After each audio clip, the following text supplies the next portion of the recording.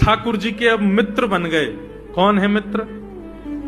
मधुमंगल, श्रीदामा, तन सुखा, मन सुखा, धन सुखा, सुबल, ये ठाकुर जी के मित्र हैं।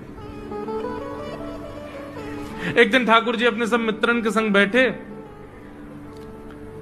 और मित्रों के संग बैठे हुए ठाकुर जी बोले, भैया कल से हम लोग सब यज्ञ करेंगे। मधुमंगल, श्रीदामा बोले, क्यों लाला, यज्ञ क्यों करेंगे? अरे नंद बाबा रोज अग्निहोत्र करें।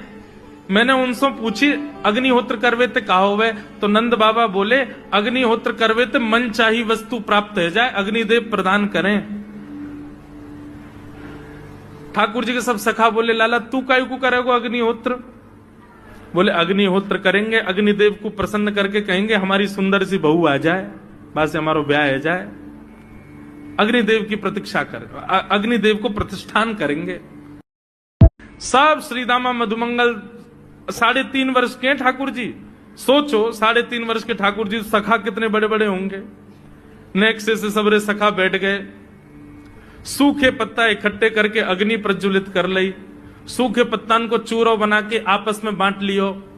ठाकुर जी आचार्य बन के बैठ गए और बोले, सुनो मैं मंत्र बोलूंगा और जैसे ही कहूं स्वाहा सबरे डालियो, और नेक भी यदि तुमने चूक करी ना, नेक भी मैंने स्वाहा बोली और तुमने नहीं डालो, तो फिर मोते मत कहियो। यदि तुम्हारी पत्नी काणी आ जाए, एक हाथे लूली आ जाए, लंगड़ी आ जाए, तो समय पर स्वाहा करना पड़ेगा।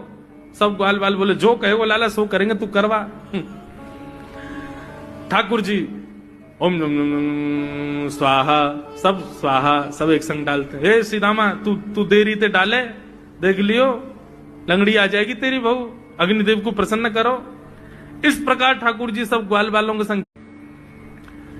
ग्वाल बाल बोले, लाला यज्ञ तो है गयो, अब ब्राह्मणन को भोजन के काजे बुलाओ, यज्ञ के बाद ब्राह्मण भोज होना चाहिए।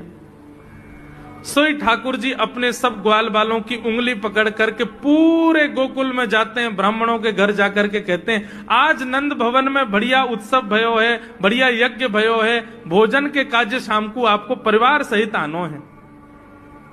सबन को निमंत्रण दिया मैं। अब महाराज नंद भवन से जब निमंत्रण आता है तो ब्राह्मण लोग ब्राह्मणी से कहते हैं कि आज चूल्हा मत जलाना। क्यों?